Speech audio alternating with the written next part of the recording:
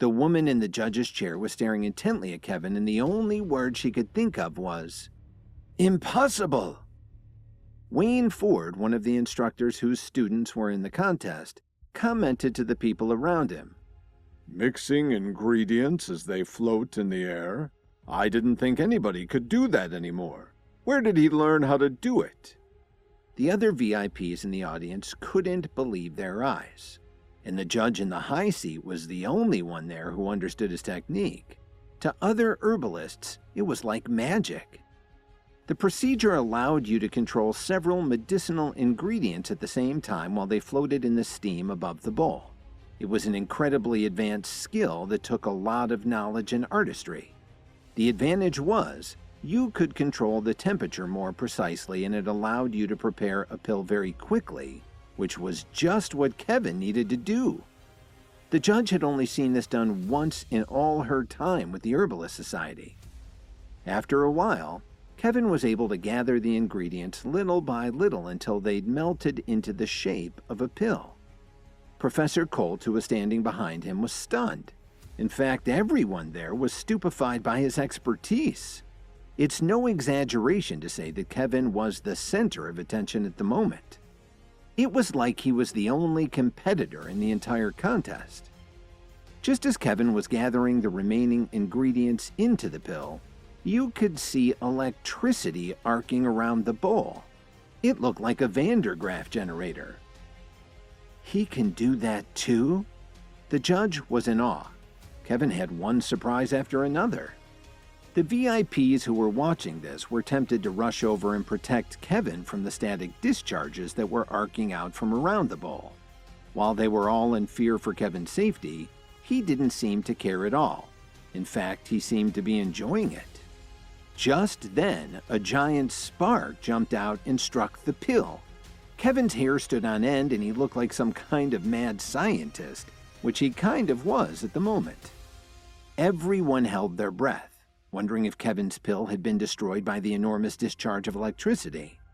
But it was still there, and over the next couple of minutes, Kevin let it happen a dozen more times. Professor Colt and everyone else who had been standing nearby retreated to a safe position about 20 feet away. As the electricity jumped to the pill, it also seemed to get absorbed by Kevin's body. This was probably what the Night King had been talking about. Just seconds before the end of the contest, the sparks died down and the vapor above Kevin's bowl dissipated into the air. When the bell rang, Kevin was holding his pill in his open hand. The audience sat there quietly, and not a single one of them was mocking him. The VIPs were also silent. They stared uncertainly at Kevin, unsure as to what to think about what they'd just witnessed. "What kind of pills are you refining, sir?" The host stumbled for a moment and almost called him assistant. Even the arrogant Austin Swift, who had just been in the limelight, couldn't come close to what Kevin was attempting.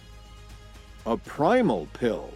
The judge practically leapt to Kevin's side, staring at the pill in his hand.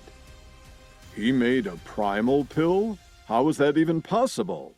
Wayne commented loudly. Professor Colt thought she was going to pass out. She couldn't even believe that this was true. Dalton waved his fist excitedly. Even though he didn't know what a primal pill was, it had to be something fantastic to get this kind of reaction from all the experts. "Yes," Kevin replied simply. "This is a primal pill. It can transform whoever takes it." "I'm glad nobody was shocked by the final step in its preparation." Kevin joked about the technique he'd used. Just then, the judge snickered. "It's a pity it didn't work.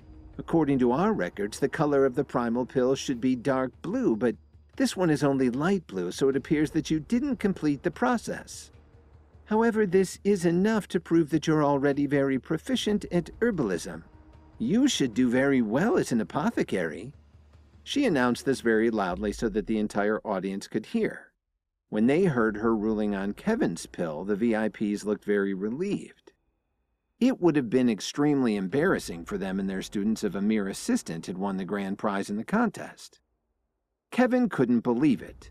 He took a look at the pill in his hand, and then he raised his head and stared at the judge. He knew that he'd made it according to the instructions in his sources. How could he have made a mistake? Professor Colt was looking a little depressed too. After seeing Kevin's concoction, she was sure that he would win first place in this contest. Who knew that something like this was going to happen? Suddenly, somebody laughed, and then the whole crowd broke out into uproarious laughter. I can't believe I was starting to think that Kevin had real talent. What a waste of time for nothing. Sherwin Blair pointed at him and laughed until his stomach hurt. What a fake, Doug Butler shouted. How could Professor Colt have picked Kevin as her assistant? How embarrassing. While this discussion was going on in the crowd, the judge asked, Is your name Kevin? Yes, it is. Who are you? Kevin was feeling pretty low. Then he thought of something. He knew that he'd made the primal pill correctly. The judge had to be favoring all the VIPs in their schools. Is this how things worked in the herbalism world? In full view of the public, she was willing to play this kind of trick? After dealing with his wife Lily's family for the past few years, Kevin was tired of dealing with liars and cheaters. He had no patience for a crooked judge. My name is Nadia Alexander. I'm the president of the southern branch of the Herbalist Society. I see you have a lot of talent. Would you like to become one of my students? She asked Kevin very seriously. Her question attracted a lot of attention from the people around them. It was quite an invitation from a very highly ranked expert. They watched enviously to see how Kevin would respond. His answer surprised everyone. Sorry, I'm not interested. I already have a teacher. It was obvious that Kevin had already made up his mind. Why not? Nadia was smiling. She wasn't angry at all, just curious. She looked intensely into Kevin's eyes. Because I'm sure that there's nothing wrong with my pills. Can't you see that I'm qualified to be a master herbalist? Kevin took his pill and put it in his pocket. It sounds like you have a lot of confidence in your abilities, Nadia commented pleasantly. Kevin was a little confused. She seemed like a decent person, so why was she doing something like this? Just then, a loud voice cried out. I will make you pay for what you've done to me. Turning to his right, Kevin saw someone from the VIP section pull out a dagger and run towards him. It was Ariana Titus, the woman who had been eyeing Kevin so venomously earlier in the day. But before Kevin had a chance to react, he saw the metal glint in the sunlight as the dagger's point stopped just an inch below his sternum. The only reason it wasn't plunged right through his belly was that Nadia had stepped in and placed her hand on top of the attacker's wrist and stopped it.